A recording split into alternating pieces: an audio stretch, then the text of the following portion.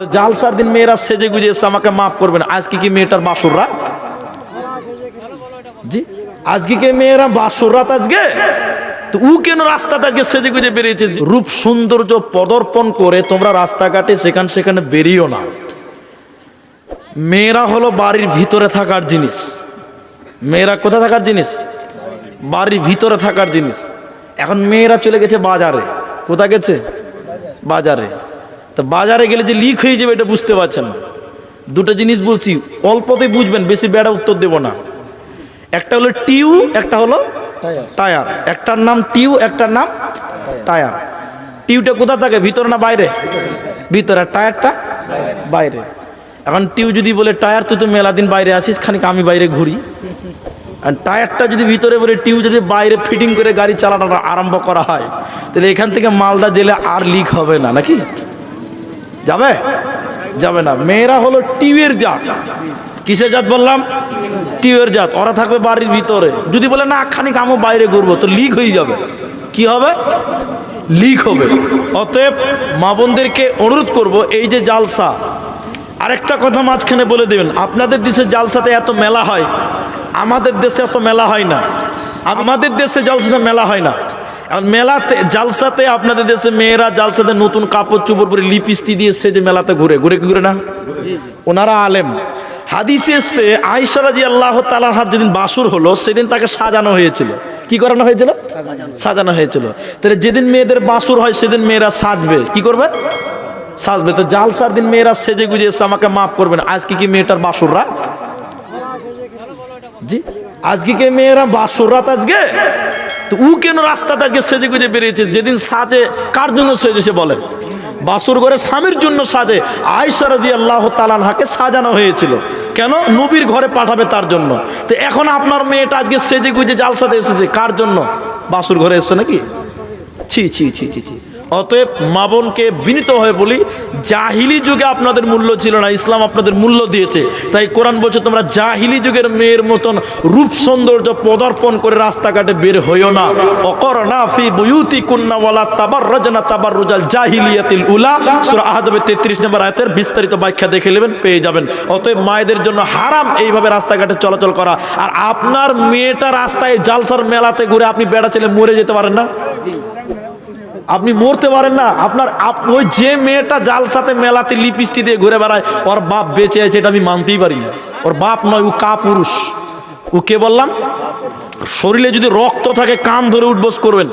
আর বাড়িতে বলে দেন আগামী জালসাতে আমি জালসাতে নিয়ে যেয়ে বসাবো আর আমার সঙ্গে বাড়ি আসবি, বাদাম লাগবে তো আমি কিনে দিয়ে আসবো, তুই কেন বাদামে যাবি? পরের ছেলে ধাক্কা খেতে খুব মজা লাগে না? ছি ছি ছি ছি। আল্লাহ মাফ করুক, সবাই বলেন আমিন। আচ্ছা, এগুলো এটা খালি বললাম, রিকোয়েস্ট করছিল তাই আমি উত্তর দেই না, আমার যোগ্যতা নাই, কথা বললাম। দ্বিতীয় কথা, না আমাকে দিয়েন না, আল্লাহর রাস্তায় মাফ করেন। আমি আলেম ভালো নয় রে ভাই। না না মাশাআল্লাহ, আমি তো বলছি আপনি আলেম ভালো। জাযাকাল্লাহ। যাক, এটা প্রশ্ন দিয়েছে। আসসালামু আলাইকুম। বিশেষ কথা, কোনো ব্যক্তি নামাজ পড়ে না এবং রোজা রাখে কিনা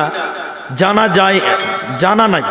কোনো ব্যক্তি নামাজ পড়ে না, রোজা রাখে কিনা তা জানা নাই। আচ্ছা, কিন্তু ওই ব্যক্তির জানাজা হবে কি? খুব ভালো কথা।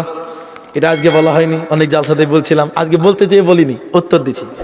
আমাকে একদিন টেলিফোন করে বলছে যে হুজুর, যে বেনামাজি জানাজা পড়া যাবে? এই প্রশ্নটাই আর কি, এটাই আর কি। তা আমি বললাম যে আমি তো ফতোয়া দিতে পারি না, আমি জালসা করতে পারি। আমি বক্তা ভালো কিন্তু আলেম ভালো নয়, আমি আগেও বলছি। আমার ফতোয়া মেনে চলতে হবে না আপনাকে। তবে যদি মনে হয় যে হাদিস কোরআনের সঙ্গে মিল আছে তাহলে মানব, এটা কথা আগেই বলে নিচ্ছি। তো আমি বললাম যে আমি সরাসরি কে ব্যাপারে হাদিস দিতে পারবো না, তবে আমি আপনাকে উত্তর অন্যভাবে দিতে পারবো। কেমন? আচ্ছা, আপনারা বলুন, রসুলের যুগে একটা বেনামাজি মুসলমান ছিল? বলুন, আপনারা বলুন, একটা বেনামাজি মুসলমান ছিল রসুলের জায়গায়? ছিল না। তাহলে রসুলের যুগে বেনামাজি মুসলমানই ছিল না, তো বেনামাজির জানাজা হওয়ার প্রশ্নটা আসবে কেন? কথা ক্লিয়ার হয়েছেন কিনা? এবার সরাসরি কোনো হাদিস নাই, তবে হ্যাঁ বড় বড় আলেমদের ফতোয়া আছে। ইমাম আবু হানিফা রাহমাতুল্লাহ আলাইহি তিনি বলেছেন, কেউ যদি ইচ্ছা করে নামাজ ছেড়ে দেয় এক ওয়াক্ত, তাকে 20 বছর জেল দিতে হবে। ক বছর? রাহমাতুল উম্মাহ ফি ইখতিলাফিল আইম্মা 13 এবং 14 পৃষ্ঠায় বিস্তারিত দেওয়া আছে। ইমাম আহমদ ইবনে হাম্বল বলেছেন, কেউ যদি ইচ্ছা করে এক ওয়াক্ত নামাজ অস্বীকার করে অমুসলিম হওয়ার কারণে, কাফের হওয়ার কারণে, মুরতাদ হওয়ার কারণে তাকে হত্যা করতে হবে এবং তাকে মুসলমানদের কবরস্থানে দাফন করা যাবে না। আহমদ বিন হাম্বল বলেছেন, একই মত ইমাম শাফি বলেছেন। তাহলে বড় বড় বিদ্বানদের ফতোয়া আছে, অনেক হাদিস গবেষণা করে তারা বলেছেন। এবং আরো আছে গুনিয়াতুত তালিবিনের 840 পৃষ্ঠাতে আছে বেনামাজির জানাজা পড়া এবং তাকে মুসলমানদের কবরস্থানে দাফন করা নিষেধ। এগুলো হাদিস নয়, এগুলো বড় বড় বিদ্বানদের কথা। এগুলো কি হাদিস নয়। হাদিস কোরআন রিসার্চ করে বুঝা দিয়েছে যে নামাজ পড়া যাবে না, তাই তারা ফতোয়া দিয়েছে। এটা আমার কথা মনে করবেন না। এবার আমার ব্যক্তিগত কথা বলি। ব্যক্তিগত, যে লোকটা নামাজ পড়ে না, কুকুর শিয়ালে খাবে? কুকুর শিয়ালে খাবে? ফেলে দিব নাকি? মাটি দিবেন। ভালো ভালো লোকেরা যাবেন না, ইমাম সাহেব যাবেন না, জানাজাতে ইমাম সাহেব যাবেন না, সর্দার মোড়ল যাবে না, হাই সাহেবরা যাবে না। শিক্ষা দেন, 2-4 জনের এরকম জানাজা আটকান, 2-4 জন আটকিয়ে দেন, দেখেন সবাই নামাজি হয়ে যাবে ইনশাল্লাহ। এটা আমার পরামর্শ আপনাদের, এটা আমার পরামর্শ। ভালো লোকেরা যাবেন না জানাজাতে, দেখি নামাজ পড়ে কি পড়ে না। পড়তেই হবে, পড়তেই হবে।